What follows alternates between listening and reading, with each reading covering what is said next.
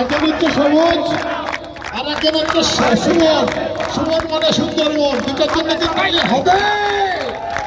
আর ওইদিকে আমার দুটো জায়গায় আছে, কিন্তু ছাত্র দলের টাকা দেখানোর জন্য একটু তালি